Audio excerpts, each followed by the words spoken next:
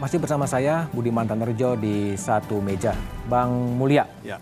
kalau lihat zaman yang berkembang pesat, kejahatan juga semakin kompleks, Anda punya keyakinan satu saat Indonesia masuk dalam barisan abolisionis terhadap hukuman mati? Nah, jumlah negara yang menghapuskan hukuman mati itu sudah 140 negara lebih. Ini artinya abolisionis plus de facto. Ya. Moratorium ya, de facto dan moratorium de jure. Jadi sudah lebih banyak yang menghapuskan ketimbang yang masih mempertahankan hukuman mati. Nah, di Amerika, beberapa negara bagian yang masih menganut hukuman mati itu juga tidak melakukan eksekusi. Oh. Di Myanmar misalnya, Mas Budiman, itu semua terpidana yang sudah dijatuhi hukuman mati, itu diubah hukumannya jadi hukuman seumur hidup. Itu Oleh? sejak tahun 98 oleh pemerintah Myanmar. Oke. Ya. Nah, jadi di Brunei Darussalam itu ada hukuman mati, tapi tidak pernah ada eksekusi. Nah, jadi menurut saya memang ada harapan, ada optimisme bahwa satu waktu kita akan mampu menghapuskan hukuman mati. Tapi menurut saya sekarang ini, apa yang dibuat di rancangan KUH pidana itu sudah satu langkah yang Maju. kompromistis. Ya. Karena dia tidak lagi menerapkan hukuman mati, menempatkan hukuman mati sebagai hukuman pokok, tapi hukuman alternatif. Artinya apa? Artinya seseorang itu diberikan waktu 10 tahun untuk membuktikan bahwa dia bisa menjadi baik. Dia berubah menjadi baik. Nah, di situ nanti akan ada pertimbangan apakah dia akan ya diubah atau tidak hukumannya. Nah, menurut saya ini jalan tengah karena pro dan kontra ini ya sangat sangat kontroversial, sangat tajam ya. Dan saya mungkin dewasa ini melihat yang paling maksimal yang bisa kita lakukan adalah melakukan moratorium. Moratorium hukuman mati. Moratorium hukuman mati. Faktor apa sebenarnya yang bisa mempengaruhi itu semua? Ya menurut saya sih kalau kita memang melihat ya bahwa kita ini tidak hidup dalam isolasi, kita juga ingin berkembang. Kalau ada yang mengatakan bahwa hukuman mati itu tidak ada pengaruhnya, tidak ada kaitannya dengan Internasional? ekonomi, dengan bisnis, dengan bantuan, saya kira sih kita yang tahu ya mungkin melihat ada pengaruhnya. Cuman kan tentu tidak mungkin ya itu terungkap di Diakui secara publik, terbuka. di media ya. Tapi saya melihat ada. Oke. Anggara, tadi kalau Bang Mulya adalah moratorium sebelum mengarah kepada satu saat abolisionis. Ya kalau saya sih tadi bicara Bang Nasir bilang jalan tengah, begitu juga Indonesian Bang Mulya, way, ya? Indonesian way. Tapi persoalannya di buku 2 masih sama. KUHP sekarang kita punya 30 perbuatan yang diancam pidana mati dan di rancangan KUHP juga masih ada 30 perbuatan yang diancam pidana mati. Artinya ini harus dikurangi. Kalau memang Indonesian way, saya bukan orang yang suka dengan hukuman mati sama seperti Bang Mulya. Cuma kita lihat ada persoalan, ada kenyataan politik yang seperti itu. Ini kalau bisa dikurangi lah. Dari 30, ya syukur-syukur bisa tinggal 5 atau tinggal 10. Jadi nggak tetap 30 gitu. Kalau semangatnya adalah dekolonisasi, semangat pembaruan KUHP salah satu ada dekolonisasi.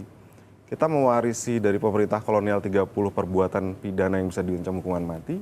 Kalau benar semangat ini, mestinya ini lebih dikurangi lebih jauh. Dari 30 jadi 10 atau jadi 5. Mudah-mudahan Bang Nasir mau memperjuangkan itu nanti. Faktor apa yang paling mempunyai pengaruh besar untuk mengurangi 30 menjadi 5 sebenarnya? Faktor kepemimpinan, faktor tekanan publik opini, faktor kultur?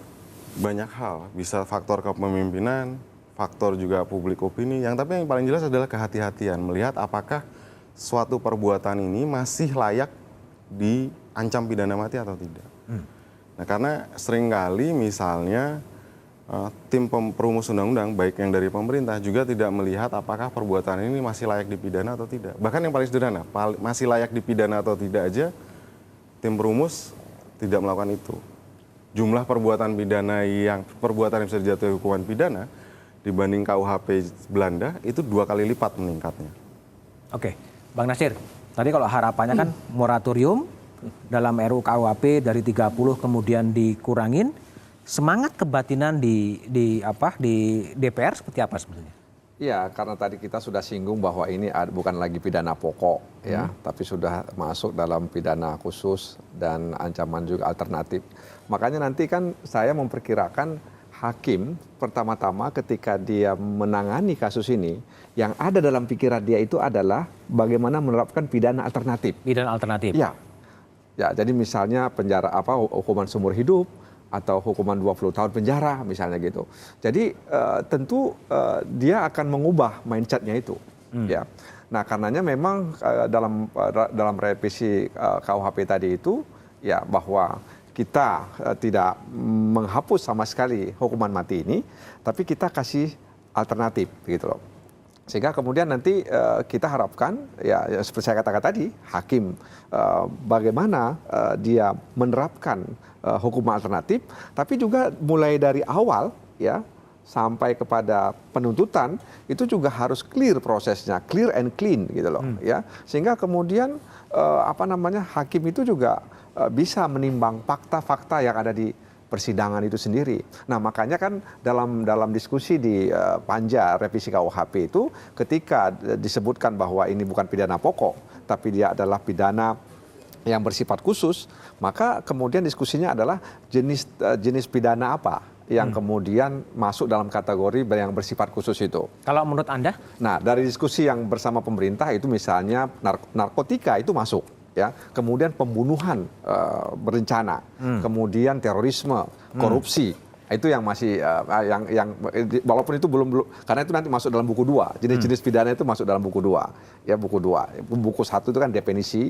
Nah, nanti kita akan rumuskan apa jenis-jenis pidana yang khusus yang kemudian bisa diancam dengan hukuman mati itu apa saja. Tapi dalam diskusi yang selama ini berkembang, ya saya katakan tadi itu narkotika, kemudian pembunuhan berencana, kemudian juga terorisme dan korupsi. Mungkin nggak seperti Anggara katakan dari 30 kemudian berkurang hanya sekitar 10 atau 5 oleh DPR? Ya, saya belum bisa pastikan juga seperti itu, ya kan. Tergantung bagaimana praksi-praksi melihat ini semuanya, saya pikir. Oke, kalau Prof Gayus pernah menjadi advokat, pernah menjadi politisi di DPR, dan sekarang berada di wilayah kekuasaan yudikatif. Kalau refleksi Anda, mana sebenarnya faktor yang paling berperan untuk menuju Indonesia pada satu saat nanti kemudian menjadi abolisionis, tidak mengenal hukuman mati? Pada suatu saat. Ini saya mulai dari pandangan saya mengenai moratorium atau bahkan sampai non-penal system. Tidak perlu orang di penjara. Artinya mungkin nggak perlu hakim juga. Kenapa? Karena peradaban manusia itu mau ditentukan dari negara itu mengatur hukumnya. Sampai orang di penjara. Nah, sistem ini kalau saya pandang tentu jauh sekali kalau kapan. Saya akan memulai dengan dasar apa? Kalau akan moratorium atau bahkan menghapus hukuman mati. Menjadi satu bentuk negara yang abolisionis. Bagi saya pakai teori Lawrence Friedman. Di sana ada 3 konsep yang unsur yang ditawarkan. Bahwa mari negara ini bisa menjadi negara tertib kalau undang-undangnya bagus yang dibuat oleh Pak Nasir dan teman-temannya. Dan dulu saya juga pernah buat undang-undang. Saya pernah sebagai legislator. 10 tahun saya. Kemudian kalau strukturnya bagus, penegak hukumnya bagus. Mungkin kita juga perlu polisi lalu lintas saja untuk mengatur, yang lain nggak perlu. Kemudian yang terakhir Pak Budiman menyinggung tadi, kultur, culture. Jadi 3 pilihan, yang mana yang kita mau dahulukan untuk memulai moratorium atau menghapus sekaligus. Apakah cukup undang-undang yang keras, tadi yang tegas, pemimpin yang strong, leader. Kemudian apakah perlu mempunyai struktur yang kuat, yang tegas, yang tidak berpengaruh. Apa bisa dengan 2 ini? Tanpa kultur. Maka bagi saya, kalau kultur yang kita bangun, maka saya kepada aktivis anti hukuman mati, saya katakan, jangan sering-sering demo ke DPR. Jangan sering demo ke Mahkamah Agung. Demo ke masyarakat, tapi dengan cara sosialisasi. Jangan mudah-mudah merencana pembunuhan. Jangan mau mengedarkan narkotika. Nggak akan hukuman mati. Oke, baik Prof Gayus, terima kasih. Bang Nasir, terima kasih. Anggara dan Bang Mulya, terima kasih sekali. Ada ungkapan bahasa Latin, errare humanum est. Khilaf adalah insaniah. Dalam konteks itulah penerapan hukum mati menjadi dilematis. Pada satu sisi hukuman mati konstitusional, tapi pada sisi lain manusia, apakah itu saksi, tersangka, polisi, jaksa, dan hakim adalah pusat dari kekhilafan. Karena kelemahan manusia itulah vonis mati bisa bermasalah. Karena setelah eksekusi dilakukan, nyawa manusia tak bisa kembali. Demikian Satu Meja malam ini, saya Budiman Tanurejo. Sampai jumpa pada Satu Meja pekan depan. Selamat malam dan terima kasih.